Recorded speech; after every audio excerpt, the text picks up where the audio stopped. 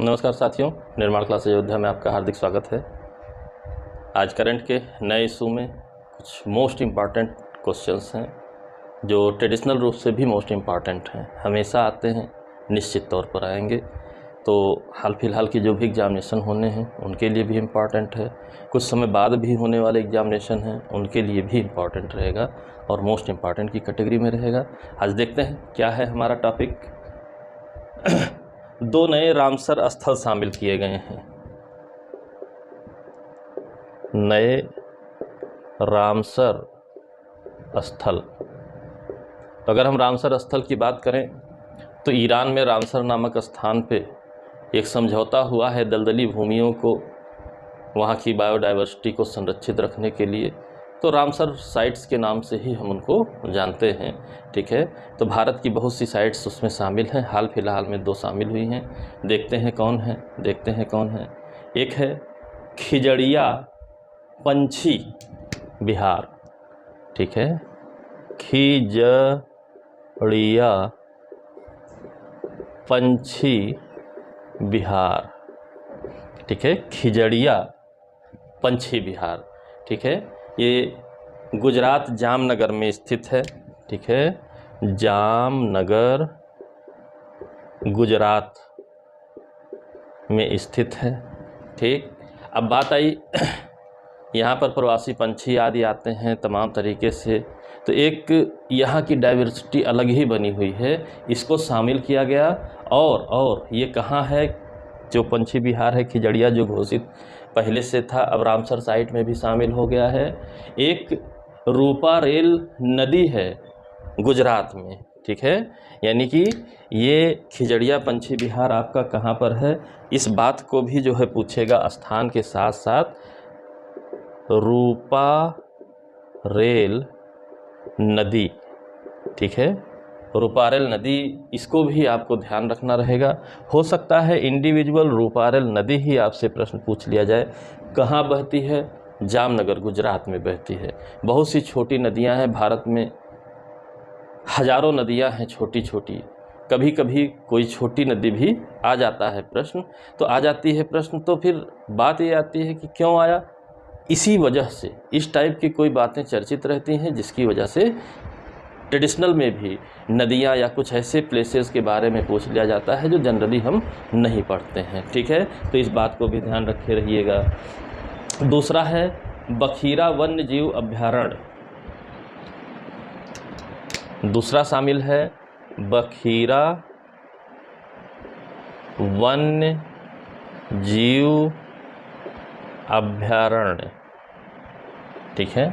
बखीरा वन्य जीव अभ्यारण्य को शामिल किया गया है रामसर साइट में हाल फिलहाल में, ठीक। ये संत कबीर नगर उत्तर प्रदेश में स्थित है। कहाँ पर स्थित है? संत कबीर नगर यूपी में स्थित है। इसको भी रामसर साइट में, बहुत पुरानी साइट है ये आपकी, ठीक है, ये हाल फिलहाल में रामसर साइट में भी शामिल कर ली गई। और इसकी खास बात एक है, ये भारत का सबसे बड़ा प्राकृतिक बाढ़ मैदान है। इसकी खास बात क्या है कि ये है जो बखीरा है, ये भारत का सबसे बड़ा प्राकृतिक बाढ़ मैदान है।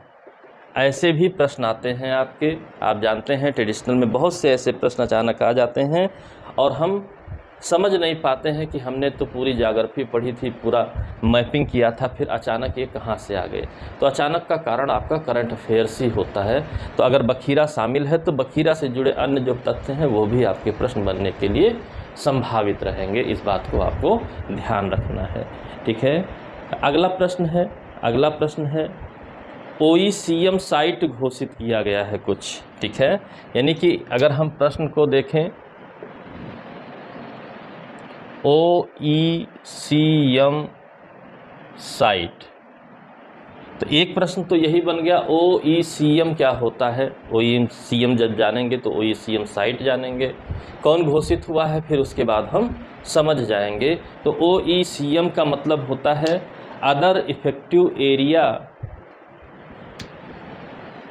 इसका अर्थ है other effective area based conservation measure, based conservation measure, ये OECM साइट होती है। ठीक है, अब दूसरी बात ये बनती है कि OECM साइट कौन घोषित करता है, तो आपको जानना चाहिए IUCN द्वारा। ठीक है, IUCN द्वारा, ठीक है, घोषित किया जाता है OECM साइट। अब बात आई किसको घोषित किया गया है? अरावली जैव विविधता पार्क को घोषित किया गया है। अरावली जैव विविधता पार्क, ठीक है, अरावली जैव विविधता पार्क, बायोडायवर्सिटी पार्क को OECM साइट घोषित किया गया है IUCN द्वारा। तो अरावली आप जानते हैं गुजरात से लेकर दिल्ली तक फैली हुई विश्व की सबसे प्राचीन पर्वत श्रृंखला है, लेकिन ये बायोडायवर्सिटी पार्क है तो किसी स्थान पर स्थित होगा। ठीक है, वह भी आपका प्रश्न बनता है, तो उसका उत्तर है गुरुग्राम। इसका क्या उत्तर है? कहाँ पर यह स्थित है? गुरुग्राम, यानी जिसे आप गुड़गांव के नाम से भी जानते हैं, गुरुग्राम हरियाणा में ये पार्क स्थित है, अरावली बायोडायवर्सिटी पार्क, जिसको हाल फिलहाल में IUCN द्वारा OECM साइट के रूप में घोषित किया गया है। इस बात को आपको जानना होगा, मोस्ट इम्पॉर्टेंट प्रश्नों में से है, नहीं जानेंगे तो गड़बड़ हो जाएगी। ठीक है, एक ग्लेशियर चर्चा में रहा है, South Col glacier. South Col glacier, South Col glacier चर्चा में रहा। अब बात आई चर्चा में रहा तो आपको जानना भी पड़ेगा ये कहाँ पर है, कैसा है, क्यों चर्चा में रहा। तो इसको पहली बात आप जानिए, माउंट एवरेस्ट का सबसे ऊंचा ग्लेशियर है। ठीक है, माउंट एवरेस्ट का सबसे ऊंचा ग्लेशियर है। ठीक है, ग्लेशियर यानी हिमनद बोलते हैं, बर्फ़ की नदी बोलते हैं, तो ये है बर्फ़ की नदी है, साउथ कोल बर्फ़ की नदी है, जो कि माउंट एवरेस्ट में सबसे ऊंचा है। माउंट एवरेस्ट में सबसे ऊंचा है, इस बात को आपको जानना है। ठीक, अब क्यों चर्चा में रहा, तो एक कॉमन सेंस की बात है, इस समय जो भी ग्लेशियर चर्चा में रह रहे हैं, एक कॉमन उनका उत्तर है ग्लोबल वार्मिंग।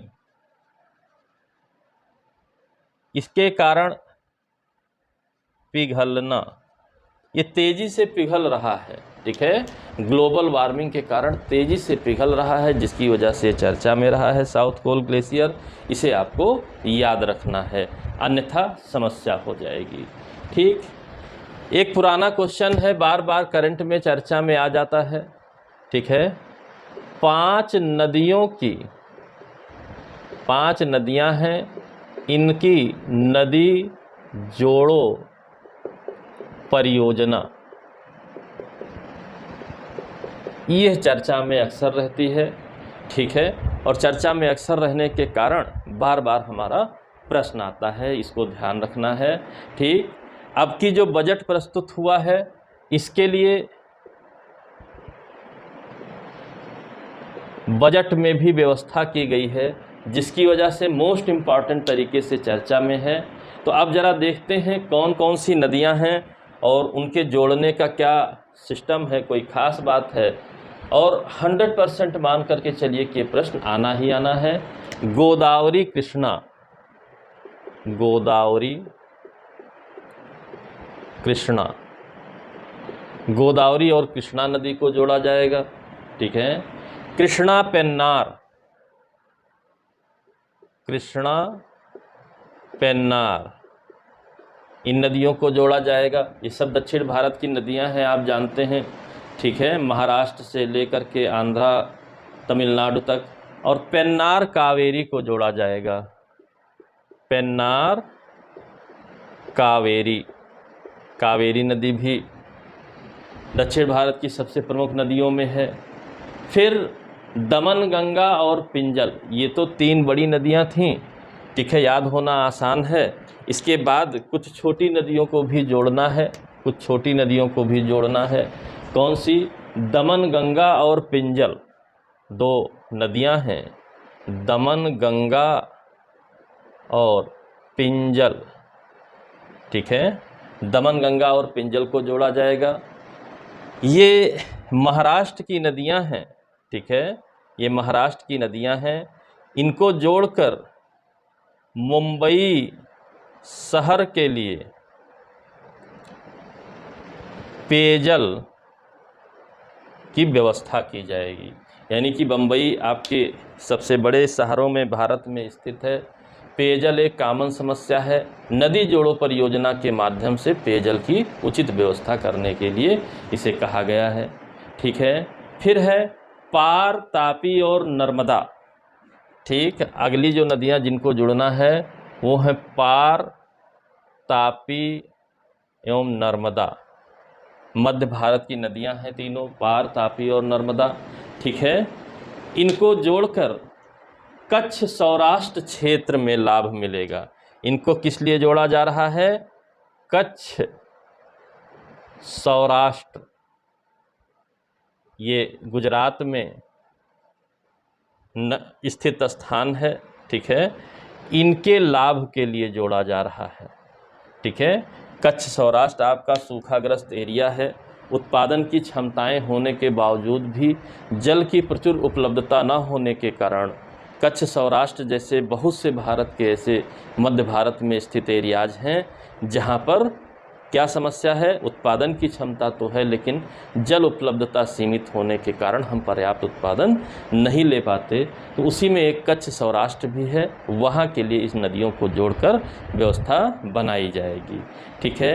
अब आप सोचिए, इसी वजह से इतनी ज़्यादा जो है चर्चा में चीज़ें रह रही हैं। अगला हमारा जो प्रश्न है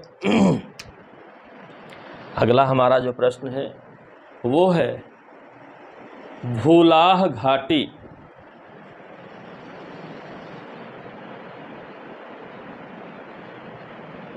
भूलाह घाटी, शायद ही आपने यह नाम सुना हो, ठीक है, शायद ही यह नाम आपने सुना हो। भूला हवेली, ठीक। अब ये कहाँ स्थित है, क्यों चर्चा में है, इसे हमें जानना पड़ेगा। ये मंडी हिमाचल प्रदेश में स्थित है, ठीक है। कहाँ स्थित है? भूलाह घाटी मंडी हिमाचल प्रदेश, मंडी हिमाचल प्रदेश में स्थित ये घाटी है आपकी, ठीक है। और इसे क्या घोषित किया गया है जो चर्चा में रहा? इसे जैव विविधता पार्क घोषित किया गया है। और ऐसी बात है कि ये पहला पार्क है जैव विविधता हिमाचल प्रदेश का। यह भी एक इसकी विशेषता है कि हिमाचल प्रदेश का पहला जैव विविधता पार्क है, ठीक है। तो ये आपके ट्रेडिशनल से लेकर के आप देखिए करंट में लगातार ज्योग्राफी के प्रश्न आपके बनते जा रहे हैं, ठीक है। इसे अगर आप मेंटेन करेंगे तो आपका ट्रेडिशनल भी सही होने की दर बढ़ जाएगी, बाकी करंट के इश्यूज तो सही होंगे ही होंगे। तो एक तीर से दो शिकार करिए, एक तीर से दो शिकार करिए, अन्यथा फिर इंडिविजुअल ये ढूंढेंगे, इंडिविजुअल वो ढूंढेंगे, ढूंढते ही रह जाएंगे, ठीक है। आशा करता हूँ ये वीडियो पसंद आई हो तो लाइक शेयर कीजिए। यदि आपने चैनल को सब्सक्राइब नहीं किया है तो सब्सक्राइब कर लीजिए, ठीक है। इसी के साथ अगले वीडियो के साथ करंट के मैं वहाँ उपस्थित रहूँगा। तब तक के लिए जय हिंद, जय भारत, धन्यवाद।